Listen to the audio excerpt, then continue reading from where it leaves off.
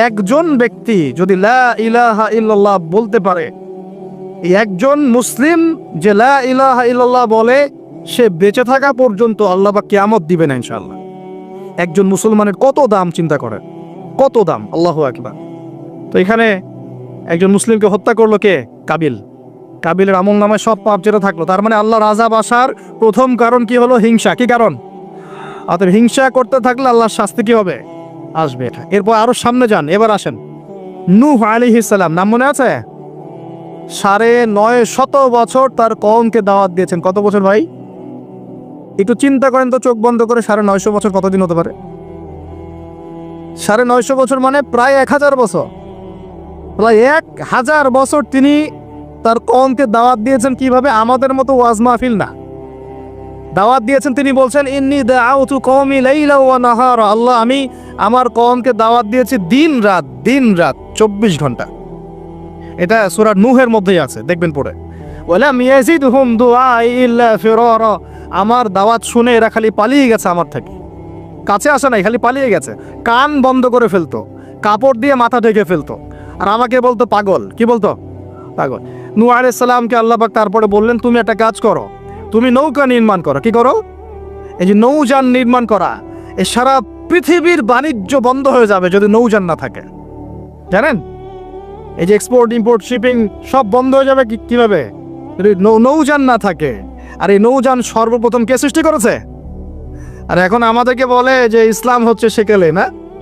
এরা প্রযুক্তি খুব উন্নয়ন। নূহ আলাইহিস সালাম সর্বপ্রথম মানুষ যিনি এই পৃথিবীর মধ্যে নৌযান নির্মাণ করেছেন। বলে সুবহানাল্লাহ।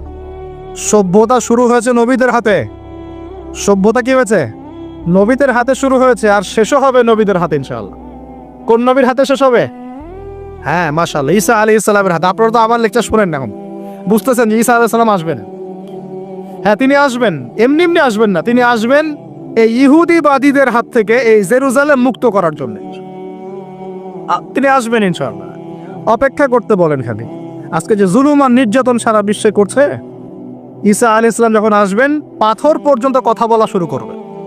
পাথর কথা বলবে, গাছ কথা বলবে। ইয়া মুসলিম ইন্না ওয়ারাইয়াহু তাআল ফাকতুলহু, আসো আমার পিছনে একটা লুকিয়ে আছে, আসো হত্যা করে যাও।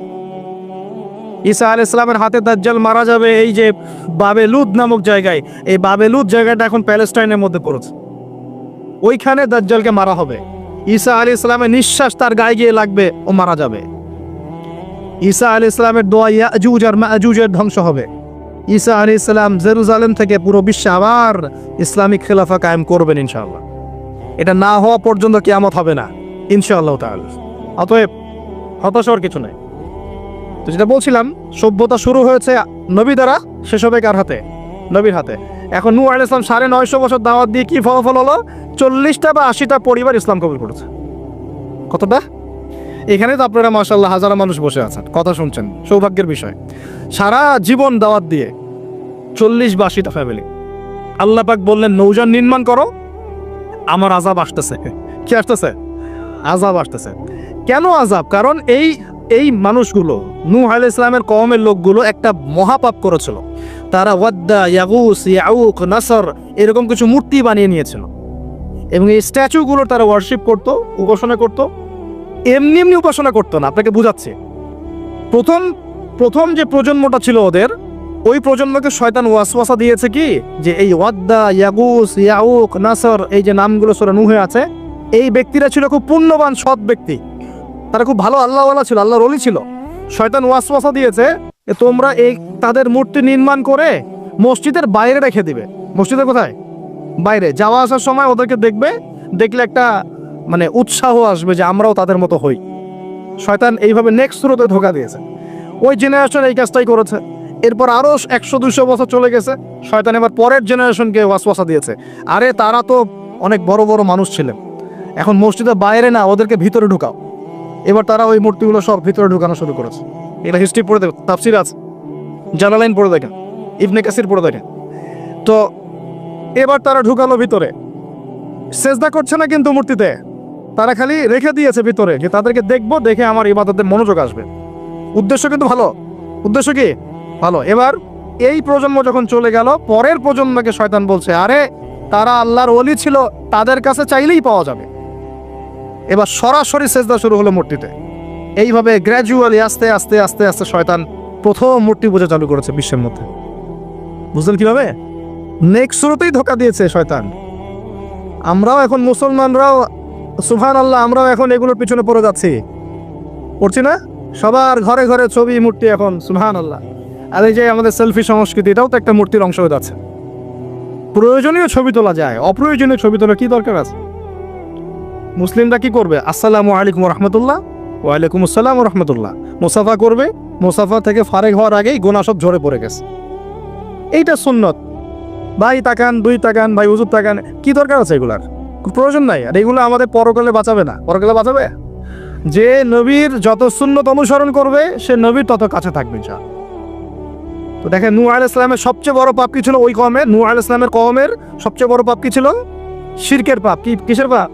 শিরক আর কুফর। এর ফলে আল্লাহ পাক কি করলেন দেখেন। এরপর আল্লাহ পাক বলছেন, তুমি সবগুলোকে একজোড়া করে উঠাও নৌকায়। এখন যত এই যে প্রজাতির গাছপালা দেখছেন, পশু পাখি দেখছেন, সব একজোড়া একজোড়া করে তিনি উঠালেন। কোথায়? তাহলে চিন্তা করেন নৌকাটা কত বড় ছিল, বিশাল। আল্লাহু আকবার। সব একজোড়া করে উঠালেন। এরপর আল্লাহ রাব্বুল আলামিন বলছেন যে ফারাত্তান নূর, একদম মাটি ফেটে থলথল করে পানি বের হওয়া শুরু হলো। আসমান থেকে প্রবল বৃষ্টি বর্ষণ শুরু হলো। আল্লাহ সূরা হুদের মধ্যে বলছেন যে বৃষ্টির ফলে স্রোতগুলো এত উঁচু ছিল যে পাহাড়ের উপর দিয়ে উঠে যাচ্ছিল স্রোতগুলো। পাহাড়ের উপর দিয়ে পানির স্রোত যাচ্ছে। আর এই সময় নূহ আলাইহিস সালামের এক ছেলে, তার 4 ছেলে ছিল। কয় ছেলে? এক ছেলের নাম হচ্ছে হাম। হামের বংশধর হচ্ছে এই যে আফ্রিকান মানুষরা, কালো চামড়ার মানুষরা হামের বংশধর। এক ছেলের নাম শাম। শামের বংশধর হচ্ছে আরবরা, এই যে আরব পেনিনসুলা যারা থাকে, এরা শামের বংশধর। এক ছেলের নাম ইয়াফাস। ইয়াফাস হচ্ছে ইউরোপিয়ান যারা, পশ্চিমরা, এরা ইয়াফাসের বংশধর, রোমানরা। আরেক ছেলের নাম হচ্ছে কেনান। কি নাম? এই কেনান ওই পাহাড়ে উঠে বলছে যে পাহাড় আমাকে বাঁচাবে। কে বাঁচাবে? পাহাড়। আমার দরকার নেই ওঠার, তুমি যাও গা, পাহাড় আমাকে বাঁচাবে। নূহ আলাইহিস সালাম বলছেন যে আল্লাহ, আমার ছেলে, আমার আহাল, বাঁচাও তাকে। আল্লাহ পাক বলছেন এরপর বিশাল এক ঢেউ আসলো, বাবা আর ছেলের মাঝখানে আড়াল করে ফেলো, শেষ নাই। সন্তানের সাথে আর দেখা নাই। নূহ আলাইহিস সালাম কান্নাকাটি করে বলছেন, আল্লাহ ইন্নাহু মিন আহলি, আমার ছেলে আমার পরিবারের একজন, আল্লাহকে মাফ করে দাও। আল্লাহ পাক ধমক দিয়ে বলছেন, লাইসা মিন আহলিক, সে তোমার পরিবারের কেউ না, সে তোমার পরিবারের। আল্লাহর কাছে এইসব বংশ, রক্ত, রং, এসবের কোনো দাম নাই। কিসের দাম আছে? তাকওয়া, ঈমানের দাম আছে। নবীর সন্তান হয়েও যদি ঈমানদার না হয়, আল্লাহ পাক জাহান্নামে দিয়ে দিবেন। কোনো কিছু যায় আসে না আল্লাহ পাক। আলেমের সন্তান হয়েছেন, এত করব কিসের? নিজের আমল, আকীদা, ঈমান আগে ঠিক করতে হবে। অমুক বক্তার ছেলে, অমুক আলেমের ছেলে, অমুক পীর সাহেবের দাদা, এগুলো দিয়ে পরকালে পার পাওয়া যাবে? নিজের ঈমান আমল ঠিক করতে হবে। নবীর সন্তান পার পাচ্ছে না। বলছে লাইসা মিন আহলিক, সে তোমার পরিবারের কেউ না। আল্লাহ বলছেন লাইসা মিন আহলিক, সে তোমার পরিবারের কেউ না। আল্লাহ পাক কোনো দয়াই করলেন না এখানে। কুফরের মধ্যে ছিল, ঈমান ছিল না, শিরক করেছে আমার সাথে, কিসের দয়া, কিসের খাতির? তো প্রিয় ভাই, এখান থেকে শিখলাম কি?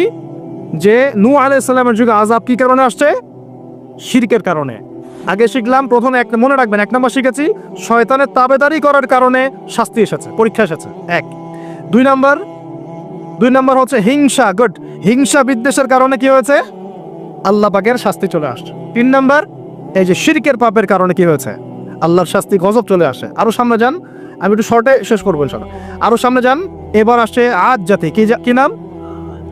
আদ জাতির লোকের অনেক লম্বা চওড়া, এক একজনের দেহের এমন কাঠামো যে পাহাড় কেটে কেটে বাড়ি নির্মাণ করতে পারে। আমরা তো এখন ছোট না সাইজে, এখন এগুলো মানুষের কাছে মনে হয় যে রূপকথা। আসলে রূপকথা না এগুলা, কোরআন বলেছে ওরা এমন শক্তিশালী ছিল, তারা বলতো মান আশাদ্দু মিন্না কুওয়া, কে আছে আমাদের চেয়ে বড় শক্তিশালী। এবার হুদ আলাইহিস সালামকে পাঠানো হলো এদের মধ্যে হেদায়েতের বাণী নিয়ে। তো হুদ আলাইহিস সালাম দাওয়াতি কাজ করলেন, অল্প কিছু মানুষ ঈমানদার হলো, বাকিরা কাফের থেকে গেল। আর যারা কাফের থাকলো তারা বলল যে নিয়ে আসো আল্লাহর আযাব, দেখি কত বড় আযাব আনতে পারো, আনো দেখি। আল্লাহ রাব্বুল আলামিন তাদের ব্যাপারে বলেছেন যে ওয়াম্মা আদুন, এবং আদ জাতির ক্ষেত্রে ফাহলাকনা বিরিহিন সরসরিন আতিয়া, প্রচণ্ড ঘূর্ণিঝড় বাতাস দিয়ে ওদেরকে আমি উপরে ফেলে দিলাম। সুবহানাল্লাহ। মাত্র 6 দিন 7 রাত বাতাস প্রবাহিত হয়েছে, ঘূর্ণিঝড় বাতাস, এই ঝড় দিয়ে আল্লাহ পাক আদ জাতিকে উপরে ফেলে দিয়েছে। আল্লাহ বলছেন ওরা বাড়ির সামনে এমন করে পড়েছিল যেন মনে হচ্ছে যে ওই যে গাছের ডাল পড়ে থাকলে যেমন হয় না, খেজুর গাছের ডাল, ওই রকম করে পড়েছিল। বিশাল শক্তিধারী। কি অপরাধ ছিল ওদের? মান আশাদ্দু মিন্না কুওয়া, আমাদের চেয়ে শক্তিশালী আর কে আছে? এই যে অহংকার, কেটা এটা কি অহংকার, বিগাইরি হক, অন্যায়ভাবে অহংকার প্রদর্শন করা। আর শিরক কুফর তো ছিলই, ওটা তো ছিলই, পাশাপাশি এক্সট্রা অপরাধ ছিল অহংকার করা। আরেকটা কাজ করতো ওরা অহেতুক বিভিন্ন কনস্ট্রাকশন নির্মাণ করতো, অহেতুক পাহাড় কেটে ওইটা, এটা কেটে ওইটা, মানে বিভিন্ন সৌধ ভাস্কর্যরা নির্মাণ করা শুরু করতো, অহেতুক কোনো কাজ না, অপচয়। এই অপচয় ছিল ওদের একটা পাপ। এই পাপের কারণে আল্লাহ পাক আজ জাতিকে একটা সমূলে উপদ্রব করে ফেলেছেন, শেষ। এরপরে আসলো সামুদ জাতি, ওই জাতিকে আল্লাহ পাক পাঠালেন ওখানে সালেহ আলাইহিস সালাম। সালেহ আলাইহিস সালাম সেখানে গিয়ে দাওয়াত দিলেন। আল্লাহ পাক দোয়া কবুল করে একটা উটনি পাঠিয়েছেন। এই উটনিটা তোমাদের জন্য বরকতময়, ওকে টাচ করবে না, ও থাকলে তোমাদের মধ্যে রিজিক প্রশস্ত হবে, তোমরা ভালো থাকবে। এখন ওখানকার মধ্যে এক নেতা, সে গিয়ে ওই উটনিটাকে জবাই করে খেয়ে ফেলছে। কথা বুঝতে পারছেন? আর এমনি তো অহংকার করতোই, শারীরিক শক্তি বেশি ছিল। তারা বলতো, এরাও বলতো মান আশাদ্দু মিন্না কুওয়া, আমাদের চেয়ে শক্তিশালী আর কে আছে? হ্যাঁ, আরেকটা কাজ তারা করতো, ওয়াইদা বাতাসতুম জাব্বারিন, তারা মানুষকে খুব নির্মমভাবে প্রহার করত। কি করতো? যে মারামারি করে না এখন মানুষ, নির্মমভাবে মানুষকে মারে না, হকি স্টিক দিয়ে এইখানে সেইখানে, কোনো কোনো ক্ষেত্রে রিমান্ডে কি মাইকটা মারা হয় না? এই যে মানুষকে মারা আল্লাহ পাক খুব অপছন্দ করেন। বিনা বিচারে মানুষকে মারা আল্লাহ পাক কঠিন অপছন্দ করেন। ওই আদ জাতি আর সামুদ জাতি মানুষকে নির্মমভাবে পিটাইত। ওয়াইদা বাতাসতুম, আল্লাহ সূরা আপনার শুআরার মধ্যে বলছেন, ওয়াইদা বাতাসতুম, তোমরা যখন কাউকে পিটাও, বাতাসতুম জাব্বারিন, কঠিন পিটাও, তোমরা কঠিন মায় মারো একদম। আল্লাহ পাক খুব অপছন্দ করেন আদম সন্তানকে হাত তোলা। আর আমরা তো কিছু হলেই গালে থাপ্পড় মারি না, এটা করি না? এই হাদিসটাও মনে রাখবেন, মানুষের গালে মারা নিষেধ আছে, জানতেন? মানুষের চেহারার মধ্যে মারা নিষেধ আছে। এই গালে চর মারা, গালে নাকে ঘুষি মারা, এই জিনিসগুলো নিষেধ আছে। কারণ এই চেহারাটা আল্লাহ রাব্বুল আলামিন, মানে আদম সন্তানের এই স্ট্রাকচারটা আল্লাহ রাব্বুল আলামিন সূরা সদের মধ্যে বলেছেন, খালাকতু বিয়াদাই, আমি নিজ হাতে সৃষ্টি করেছি, সুবহানাল্লাহ। আর সেই মানুষকে তোমরা এমন নির্মমভাবে কেন মারবে? সারা বিশ্বের দিকে তাকায় দেখেন, এখন প্রত্যেকটা জায়গায় রক্ত ঝরছে কাদের? মুসলিমদের। কাদের? মুসলিমদের। আল্লাহ পাক আমাদেরকে বোঝার তৌফিক দান করুন। আর আল্লাহ পাক কোরআনে কি বলছেন? যদি কোনো মানুষ একজন মানুষের জীবন বাঁচায়, সে যেন পুরো মানব জাতিকে বাঁচালো। এত পছন্দ আল্লাহর কাছে জীবন বাঁচানো। আর কেউ যদি কোনো মানুষকে অন্যায়ভাবে হত্যা করে, সে যেন পুরো মানব জাতিকে হত্যা করলো। আল্লাহ আমাদেরকে হেফাজত করুন। এখন খুন খুব সহজ হয়ে গেছে, মারামারি খুব সহজ হয়ে গেছে। হ্যাঁ, ভাই ভাইকে হত্যা করতেছে, ছেলে বাবাকে হত্যা করতেছে, বোনের সাথে ভাইয়ের দ্বন্দ্ব, ভাই বোন মারামারি, প্রতিবেশী মেয়ে নিয়ে, সম্পত্তি নিয়ে, মাদক নিয়ে, কিশোর গ্যাং নিয়ে, কত কি হচ্ছে এখন। মানুষের জীবন সস্তা হয়ে যাচ্ছে না এখন। আল্লাহ পাক এগুলো কিয়ামতের আলামত। নবী সাল্লাল্লাহু আলাইহি ওয়াসাল্লাম বলেছেন, অল হারাজ, কিয়ামতের আগে আগে হারাজ বাড়বে, হারাজ। সাহাবীরা বলছেন, মাল হারাজ, হারাজ কি ইয়া রাসূলুল্লাহ? তিনি বলছেন, আল কতল, গণহত্যা বাড়বে, গণহত্যা। কিয়ামতের আগে আগে খালি গণহত্যা বাড়বে, দেখছেন না এখন? সারা বিশ্বের দিকে তাকায় দেখেন। যাই হোক, এই আদ এবং সামুদ জাতিকে আল্লাহ পাক ধ্বংস করলেন। এখন সামুদ জাতিকে ধ্বংস করলেন কেন? অহংকারের কারণে, কুফর শিরকের কারণে এবং মানুষকে পিটানোর কারণে। আল্লাহ বলছেন ওদেরকে ধ্বংস করেছি কি দিয়ে? সাইহাতান ওয়াহিদা। এটা ভালো করে মনে রাখবেন, সাইহাতান ওয়াহিদা মানে একটা শব্দ দিয়ে, প্রচন্ড দ্রুম একটা শব্দ, খালি এই এক শব্দে সবার কানের পর্দা পেড়ে ফুটে জান বের হয়ে গেছে। আল্লাহু আকবার। এক শব্দে মানে ওদেরকে আলটিমেটাম দেওয়া হয়েছিল, তোমরা কি ফিরে আসবে? ওরা বলছে যে কি শাস্তি আসো নিয়ে আসো। তখন আল্লাহ পাক বলছেন 3 দিন সময় দিচ্ছি, 3 দিন যা করার করে নাও। এই 3 দিন যে আল্লাহ সময় দিয়েছেন, এই 3 দিনে ওরা তওবা করে ফিরে আসে নাই, বরং এই 3 দিন ভোগ বিলাস করেছে, একটা পশু জবাই করেছে, খেয়েছে, মেয়েদেরকে নাচিয়েছে, মদ পান করেছে, 3 দিন ভোগ বিলাস ফুর্তি করেছে।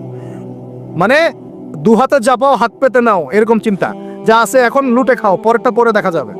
এই চেতনা আমাদের মধ্যে আছে না অনেকের মধ্যে? যা আছে এখন ভোগ করে নাও, কালকে যা হবে দেখা যাবে। হ্যাঁ, কালকে যা হবে দেখা যাবে, এখন যা আছে নাও, ভোগ করো। এই চিন্তা ছিল ওই 3 দিন সামুদ জাতির। ওরা ভোগ বিলাসে লিপ্ত হলো। হঠাৎ সকালবেলা দ্রুম শব্দ, পুরো বিশ্ব ওদের পুরো রাষ্ট্রটা কেঁপে উঠলো এবং সবগুলো মারা গেল, একটা শব্দে সব মারা গেল। সূরা কমার পরে দেখেন সাইহাতান ওয়াহিদা, একটা মাত্র শব্দ দিয়ে আল্লাহ ধ্বংস করেছেন। তার মানে আল্লাহ ধ্বংস করলেন পানি দিয়ে, আল্লাহ ধ্বংস করলেন বাতাস দিয়ে, এবার ধ্বংস করলেন শব্দ দিয়ে, বিদ্যুতের শব্দ দিয়ে। কেন ধ্বংস করলেন? পাপগুলো মনে রাখবেন, অহংকার, কুফর, শিরিক, আর কি হিংসা, তারপরে বললাম এই যে কি মানুষকে মারা, হ্যাঁ শয়তানের তাবেদারি, মানুষকে মারা, এগুলো মনে রাখবেন। পাপগুলো মনে রাখতে হবে মাথার মধ্যে, কোন কোন পাপ, এবং এগুলো থেকে বাঁচতে হবে আমাদের ইনশাআল্লাহ। আর একটু সামনে যাই, বিরক্ত হচ্ছেন নাকি? আচ্ছা, আলোচনা একটু লম্বা হলো, সমস্যা আছে? আচ্ছা, এখন সামনে আসি। এরপরে আসছে একটা বিশেষ জাতি, তার নাম লুত। কি নাম? নাম শুনছেন আগে? আচ্ছা, এই কম আবার আজীব কম, আজীব মানে এ কম এমন কম, এরকম কম পৃথিবীতে জীবনে ছিলও না, আসেও নাই। সূরা আনকাবুত আল্লাহ পাক বলছেন ওয়ালুতন, লূত আলাইহিস সালামের কথা, ইয ক্বালা লিকওমিহি, যখন সে তার কওমকে বলল, হ্যাঁ আইন্নাকুম লাতাতুনাল ফাহিশাতা মা সাবাকাকুম বিহা আহাদাম মিনাল আলামিন, হে আমার কওম, তোমরা কি এমন পাপ করতে যাচ্ছ যে পাপ এই মহাবিশ্বের জীবনেও কেউ কখনো করে নাই? আইন্নাকুম লাতাতুনার রিজাল, তোমরা কি পুরুষের কাছে যাচ্ছ যৌন তৃপ্তি নেওয়ার জন্য? আস্তাগফিরুল্লাহ। ওয়া তাকতাউনাস সাবিল, আর ডাকাতি করছো রাস্তার মধ্যে, রাস্তার মধ্যে ডাকাতি করতো, আর পুরুষে পুরুষে জেনা করতো। বলেন নাউজুবিল্লাহ। এমন একটা অবস্থা, মানে এমন একটা অবস্থা যে আল্লাহ পাক ওদেরকে শাস্তি দেওয়ার জন্য দুজন ফেরেশতাকে পাঠিয়েছেন। একজনের নাম জিবরাইল আলাইহিস সালাম, একজন হচ্ছে মিকাইল আলাইহিস সালাম। এখন তারা এসেছেন লূত আলাইহিস সালামের বাসায় কিসের রূপ ধরে? সুন্দর বালকের রূপ ধরে। ছোট ছোট বালক দেখতে সুন্দর লাগে না? ছোট ছোট কচি কাঁচা বালক দেখতে সুন্দর লাগে না? তো এই রূপ ধরে দুজন ফেরেশতা আসছেন, উদ্দেশ্য এদেরকে শাস্তি দিবে। এখন এরা কি করছে জানেন? এরা লূত আলাইহিস সালামের বাসায় গেছে, বাসায় গিয়ে বলছে তোমার ওই যে মেহমান ওদেরকে নিতে আসছি। এবার লূত আলাইহিস সালাম বলছেন যে হা উলাই বানাতি ইন কুনতুম ফাইলিন, আরে তোমরা যদি চাও আমার মেয়েদের মধ্যে আমার মেয়েদেরকে বিয়ে করে নাও, পারলে তোমরা আমার মেয়েদেরকে প্রয়োজনে বিয়ে করে নাও, আমার মেহমানদের সামনে আমাকে অপমানিত করো না। আলাইসা মিনকুম রাজুলুন রশিদ, তোমাদের মধ্যে কি একজন ভালো মানুষও বাকি নাই? এখন এদেরকেও তোমরা চাচ্ছ যৌনতা নিবারণ করার জন্য? আলাইসা মিনকুম রাজুলুন রশিদ, তোমাদের মধ্যে কি একটা ভালো মানুষও বাকি নাই? তখন এরা বলছে, লূত আলাইহিস সালাম কওম বলছে যে তুমি তো খুব ভালো করেই জানো, ওয়াইন্নাকা লাতা'লামু মা নুরিদ, তুমি তো খুব ভালো করেই জানো যে আমরা আসলে কি চাচ্ছি। তোমার মেয়েদের ব্যাপারে আমাদের কোনো আগ্রহ নাই, তোমার মেয়েদের ব্যাপারে আমাদের কোনো আগ্রহ নাই, আমরা এই ছেলেগুলোকে চাচ্ছি। নাউযুবিল্লাহ, চিন্তা করতে পারেন? এবার ফেরেশতা দুজন বলছেন যে লূত তুমি চিন্তা করো না, তারা তোমার কাছে আসতে পারবে না। তাদেরকে ইন্না মাউইদাহুমুস সুবহ, তাদেরকে সকাল পর্যন্ত সময় দেয়া হয়েছে। আলাইসাস সুবহু বিকরিব, সকাল কি কাছে নয়? আল্লাহ বলছেন। সকালবেলা লূত আলাইহিস সালাম তার পরিবারকে নিয়ে বেরিয়ে গেলেন, কিন্তু তার স্ত্রী সে কিন্তু কাফের ছিল, সে ধ্বংস হয়ে গেল। লূত আলাইহিস সালাম চলে যাচ্ছেন, ফেরেশতারা বলছেন ফিরেও তাকাবে না পিছনে, কি হচ্ছে। এবার আল্লাহ পাক এমন শাস্তি দিলেন, দেখেন এই যে জমিনটা, এই জমিনটাকে আল্লাহ পাক ওই ফেরেশতাদের পাখা দিয়ে উঠিয়ে আসমানে ওঠালেন। চিন্তা করেন, জমিন উঠে গেছে কোথায়? আসমানে। উঠিয়ে আল্লাহ পাক আসমান থেকে অঝোর ধারায় পাথর বর্ষণ করেছেন, পাথর বর্ষণ করে ওদের গা সব থেতলে দিয়ে আল্লাহ পাক উল্টা দিকে দাফন করে দিয়েছেন এদেরকে। আল্লাহু আকবার। এটা আপনি ইন্টারনেট সার্চ করলেও দেখতে পারবেন যে জর্ডান একটা জায়গা আছে, জর্ডানের আশপাশে এই কওমে লূত থাকতো। ডেড সি, মৃত সাগর নামে একটা জায়গা আছে, ওখানে ওই জায়গাতেই তারা বসবাস করতো, আরবের কাছাকাছি। আল্লাহ পাক বলছেন তোমরা তো দেখতে পারো ওদের অবস্থা কি হয়েছে, তোমাদের কাছেই আছে, বাড়ির কাছেই। কেন হলো এই পাপ? কেন হলো শাস্তি? কোন পাপের কারণে? শিরিক কুফর তো আছেই, তার উপরে স্পেশাল পাপ কি? সমকামিতা। স্পেশাল কি পাপ? এই সমকামিতা উম্মতে মুহাম্মাদের মধ্যে ছড়িয়ে পড়ছে কিনা? আল্লাহু আকবার। আপনাদের শহরগুলোতে আস্তে আস্তে সমকামিতা ছড়িয়ে পড়ছে ভিতরে ভিতরে, এবং আল্লাহর আযাব বেশি দূর বাকি নাই। আমার কাছে মনে হয় আল্লাহর আযাব আসতে বেশি বাকি নাই, আসার মতো যোগ্য আমরা আগেই হয়েছি। এখন যেটা টিকে আছে আল্লাহর রহমতে টিকে আছে। যদি আল্লাহ পাক কোনোদিন যাররা পরিমাণ শাস্তি প্রদান করতে চান, তাহলে আমাদের কারো রক্ষা থাকবে না। থাকবে? সমকামিতা ছড়িয়ে পড়ছে, সারা বিশ্ব জুড়ে ছড়িয়ে পড়ছে। অনলাইনে এগুলোকে উস্কে দেওয়া হচ্ছে, অফলাইনে এগুলো নিয়ে আন্দোলন হচ্ছে। তারা এখন অধিকার চাচ্ছে। তাদের রেইনবো ফ্ল্যাগ আছে, 7 রঙের ফ্ল্যাগ, ওদের আইডেন্টিটি। তারপরে বিভিন্ন জায়গায় সমকামিতার পাঠও দেওয়া হচ্ছে। সুবহানাল্লাহ। হ্যাঁ, বইপত্রগুলো তো সমকামিতার পাঠও চলে আসতেছে।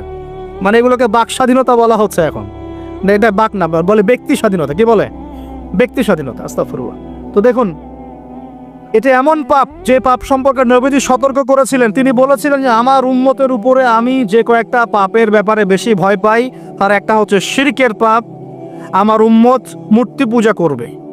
আমি ভয় পাই তাদের উপরে শিরকে খফি, গোপন শিরকের পাপ, যে মানুষ এজন্য নামাজ পড়বে, অন্য তাকে ভালো বলবে। এজন্যে আমি ভয় পাই আমার উম্মতের সমকামিতা, আমার উম্মতের সমকামিতা ছড়িয়ে পড়বে। পড়েছে কি পড়ে নাই? শাস্তি আসবে কি না এখন? তাহলে আরো সামনে যান। ফেরাউন এবং তার দলবলকে আল্লাহ পাক ডুবিয়ে মেরেছেন। মারেছেন না? কি পাপের কারণে? অহংকার। আলা, আমি তোমাদের মহান রব। কে বলেছিল? আমি তোমাদের মহান রব। কে বলেছিল? ফেরাউন। আনা রব্বুকুমুল আলা। আল্লাহ পাক শুধু তাকে না, তার পুরো দলবলকে ধসিয়ে দিয়েছে। কোথায়? এই লোহিত সাগরে ডুবিয়ে মেরেছে, ডুবিয়ে দিয়েছে। প্রিয় ভাইরা, এখানে মুসা আলাইহিস সালাম এবং বনু ইসরাইলকে আল্লাহ পাক নাজাত দিয়েছেন না? নাজাত দিয়েছেন। এখন সামনে আসেন, এখানে আরেকটা কওমের কথা বলে আমি সামনের দিকে শেষ করে দেব। সেটা হলো কওমে মাদিয়ান। কি নাম? এই মাদিয়ান কওমের সাথে আমাদের এখনকার এই সমকালীন প্রেক্ষাপটটা জড়িত আছে। কওমে মাদিয়ান নামে একটা কওম ছিল, যে কওম আদ জাতি সামুদ জাতির পরে এসেছে। মুসা আলাইহিস সালামের সমসাময়িক সময়ে তারা পৃথিবীতে ছিল। এবং এই মাদিয়ান কওম সম্পর্কে আল্লাহ পাক বলছেন সূরা আনকাবুতে এবং অন্যান্য সূরায় 4টা আয়াত বলছেন। কয়টা আয়াত? এই 4টা আয়াত আল্লাহ পাক বলছেন ফাকাযযাবুহু, এই কওম শুআয়ব আলাইহিস সালামকে অস্বীকার করলো। ফাখাযাতহুমুর রাজফাতু ফাসবাহু ফি দারিহিম জাসিমিন। আল্লাহ বললেন এই কওমে মাদিয়ান শুআয়ব আলাইহিস সালামকে অস্বীকার করলো এবং তাদেরকে পেয়ে বসলো একটা ভূমিকম্প। কি পেয়ে বসলো? পৃথিবীর ইতিহাসে সর্বপ্রথম যে কওমকে ভূমিকম্প দিয়ে ধ্বংস করা হয়েছে তার নাম কওমে মাদিয়ান। কি নাম? কওমে মাদিয়ান। প্রশ্ন হচ্ছে কেন ভূমিকম্পের শাস্তি আসলো? উত্তর, আল্লাহ পাক ওদের কয়েকটা পাপ বলছেন। এক নাম্বার আল্লাহ ওদেরকে বলছেন ওয়াজিনু বিল কিসতাসিল মুস্তাকিম, তোমরা ওজনে সঠিকভাবে মাপ দিবে। কওমে মাদিয়ান মাপে কম দিত। এই মাপে কম দেওয়ার একটা পাপের কারণে ভূমিকম্পের শাস্তি এসেছে। কোরআন কথা বলছে। এই সমস্যা সমাজে আছে কি নাই? আচ্ছা, আরো বলছে ওয়ালা তাবখাসুন নাস আশিয়াহুম, হে তোমরা মানুষের সম্পদ অন্যায়ভাবে 2 নাম্বারি করে ভোগ করিও না। এই 2 নাম্বারি করে অন্যের সম্পদ ভোগ করার এই পাপটা সমাজে এখন আছে কি নাই? আরেকটা হচ্ছে যে তারা অপচয় করত, মাপে কম দিত, মানুষের সম্পদ অন্যায়ভাবে লুটপাট করে খেত। এই সময় আল্লাহ রাব্বুল আলামিন ওদেরকে সতর্ক করেছেন শুআয়ব আলাইহিস সালামকে দিয়ে। তারা কথা শোনে নাই। আল্লাহ রাব্বুল আলামিন ভূমিকম্প দিয়ে পুরো জাতিকে ধ্বংস করেছেন। তাহলে পৃথিবীর ইতিহাসে এই ভূমিকম্প নতুন না, আগে হয়েছে?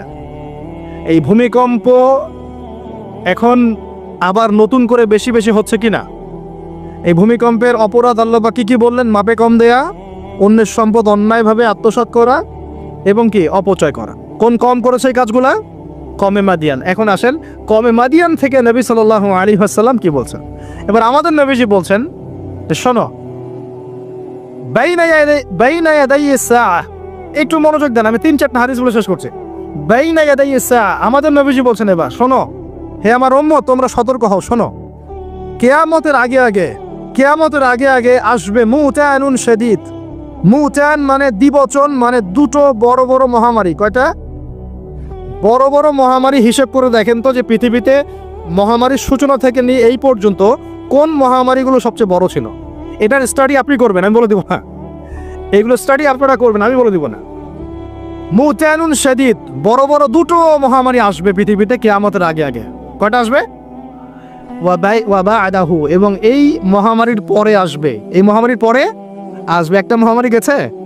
আচ্ছা, এই মহামারীর পরে আসবে, নাউজুবিল্লাহ, এই মহামারীর পরে আসবে সানাওয়াতুজ জালাজিল। আরবি যারা বলেন বুঝবেন। সানা মানে হচ্ছে একটা বছর। সানা মানে কি? এক বছর। সানাওয়াত মানে প্লুরাল নাম্বার, অনেকগুলো বছর। জালজালা মানে হচ্ছে আপনার ভূমিকম্প, জালাজিল মানে কি ভূমিকম্প সমূহ, বহুবচন, মানে মহামারীর পরে আসবে সানাওয়াতু জালাজিল, ভূমিকম্পের বছরগুলো, মানে বছর ধরে, বছরের পর বছর ধরে পৃথিবীতে বিভিন্ন জায়গায় ভূমিকম্প হতে থাকবে। কে বলেছেন? নবী সাল্লাল্লাহু আলাইহি ওয়াসাল্লামের কথা কি সত্য না মিথ্যা?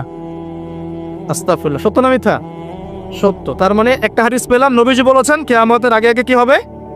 ভূমিকম্পের বছরগুলো আসবে, ভূমিকম্প আসবে না, ভূমিকম্পের বছরগুলো আসবে। একটা হাদিস মাথায় নেন। 2 নাম্বার, নবীজি বলছেন কিয়ামতের 10টা আলামত আছে। কয়টা?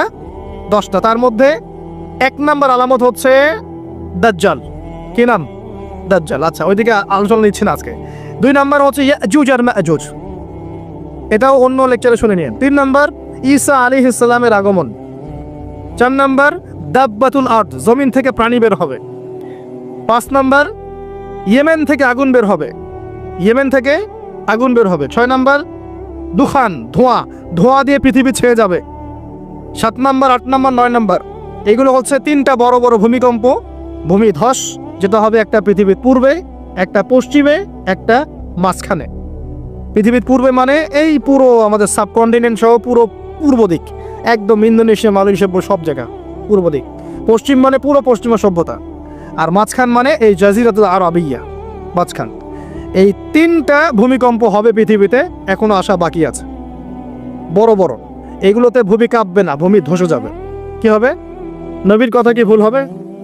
আর শেষটা হচ্ছে পশ্চিম দিক থেকে সূর্য উদিত হবে এবং মানুষের তওবার দরজা বন্ধ হয়ে যাবে। তওবা করে লাভ না। এই 10টা বড় বড় মধ্যে 3টা পেয়েছেন ভূমিকম্প, তাহলে পেলাম যে ভূমিকম্পের বছরগুলো আসবে। আরও পেলাম কি বড় বড় 3টা হবে, পূর্বে একটা, পশ্চিমে একটা, মাঝখানে একটা। আর কোন পাপের কারণে হবে সেটা কিন্তু অন্য আয়াতগুলোতে আমরা দেখলাম। আচ্ছা, সামনে আসেন। আবার নবীজি বলছেন দাজ্জাল যখন মানুষের রূপে বের হবে তখন সে সব জায়গায় বিচরণ করতে পারবে, কিন্তু মক্কা মদিনায় ঢুকতে পারবে না। ঠিক আছে? তো সলফে সালাহিন তারা বলছেন যে দাজ্জাল সব জায়গায় ভ্রমণ করবে, এটা এও ব্যাখ্যা হতে পারে যে সে নিজে সব জায়গায় যাবে না, বরং তার অনুসারীরা বিভিন্ন জায়গায় আধিপত্য বিস্তার করবে। ব্যাখ্যা যৌক্তিক, তো যৌক্তিক ব্যাখ্যা। এরপরে যখন সে মদিনায় ঢুকতে পারবে না, দেখবে যে এখানে ফেরেশতারা একদম খোলা তরবারি হাতে দাঁড়ায় আছে, ঢুকতে পারবে না, তখন সে মদিনার কাছাকাছি একটা জায়গায় বসতি গাড়বে, গেড়ে তার অনুসারীদেরকে আহ্বান করবে। কিভাবে? সে, আল্লাহ পাক তো তাকে কিছু ক্ষমতা দিবেন পরীক্ষা করার জন্য। সে 3 বার ভূমিতে আঘাত করবে, এতে করে ভূমি কেঁপে উঠবে, এবং এই ভূমিকম্পে মদিনা থেকে যত মোনাফেক টাইপের যত মানুষ আছে সব দৌড় দিয়ে দাজ্জালের দলে যোগ দিবে। তার মানে ওই সময় ভূমিকম্প আসবে। আর কি? এবার নবী সাল্লাল্লাহু আলাইহি ওয়াসাল্লাম বুখারী এক হাদিসে বলছেন, আবু হুরায়রা রাদিয়াল্লাহু আনহু থেকে বলছেন, তিনি বলছেন যে লা তাকুমুস সাআ, কিয়ামত ততদিন পর্যন্ত হবে না। এই হাদিস দুটো একটু মনোযোগ দিয়ে শুনুন। কিয়ামত ততদিন পর্যন্ত হবে না যতদিন পর্যন্ত না ইউকবাদুল ইলম, জ্ঞানটাকে উঠিয়ে নেওয়া হয়। জ্ঞান কি হয়? উঠিয়ে নেওয়া হয়। নবী আরো বলছেন ইউকবাদুল ইলম ওয়া তাকফুরু জালাজিল, এবং বেশি বেশি ভূমিকম্প না হচ্ছে। 2 নম্বর কি? বেশি বেশি ভূমিকম্প না হচ্ছে। ওয়া ইয়াতাকারাবুস জামান, এবং সময় কাছাকাছি চলে না আসছে। এই জায়গায় আমি একটু স্টাডি করতে গিয়ে একটা অদ্ভুত জিনিস দেখলাম, যে একটা রিসার্চ বলছে, সায়েন্সের রিসার্চ বলছে যে প্রতিটা ভূমিকম্পে পৃথিবীর গতির মধ্যে একটা পরিবর্তন হয়। প্রতিটা ভূমিকম্পে পৃথিবীর গতির মধ্যে একটু একটু পরিবর্তন হয় এবং সময় সংক্ষিপ্ত হয়ে আসে। সময় কি হয়? সংক্ষিপ্ত হয়ে আসে। পৃথিবীর ভিতরে আছে, নিচে আছে কিন্তু আগুন। কি আছে? আগুনের স্তর আছে। একদম নিচে একটা ইনার কোর মানে একটা জায়গা আছে, ইনার কোর বলে। এখন সাম্প্রতিক গবেষণা বলছে যে ইনার কোর আগে যেদিকে ঘুরতো এখন তার বিপরীত দিকে ঘোরা শুরু করেছে। আল্লাহু আকবার। তাহলে এগুলো মিলে যাচ্ছে না? ভূমিকম্পের সাথে পৃথিবীর ঘূর্ণন সম্পৃক্ত এবং জামান, সময়টাও সম্পৃক্ত। তো নবী যেটাই বলছেন যে ওয়া তাকসুরু জালাজিল, বেশি বেশি ভূমিকম্প হবে, ওয়া ইয়াতাকারাবা জামান, এবং সময় কাছাকাছি চলে আসবে। অন্য হাদিসে আসছে বছর যাবে মাসের মতো, মাস যাবে সপ্তাহের মতো, সপ্তাহ যাবে দিনের মতো। তিনি আরও বলছেন ওয়ুজহিরুল ফিতান, এবং সমস্ত রকম ফিতনা ফাসাদ দেখা যাবে, দেখা যাচ্ছে না? এবং ওয়াল হারাজ, এবং বেশি বেশি হত্যাকাণ্ড হবে। সাহাবীরা বলছেন যে ওমাল হারাজ ইয়া রাসূলুল্লাহ, হারাজটা কি ইয়া রাসূলুল্লাহ? তিনি বলছেন আল কাতল, হত্যা, হত্যা, গণহত্যা, এগুলো হচ্ছে হারাজ। এবং তোমাদের ধন সম্পদ বাড়তে থাকবে, ফায়াফিদু, ধন সম্পদ উপচে পড়বে। এখন এখানেও পেলাম যে ভূমিকম্প কিয়ামতের অন্যতম কি আলামত। আরেকটা হাদিসে নবীজি বলছেন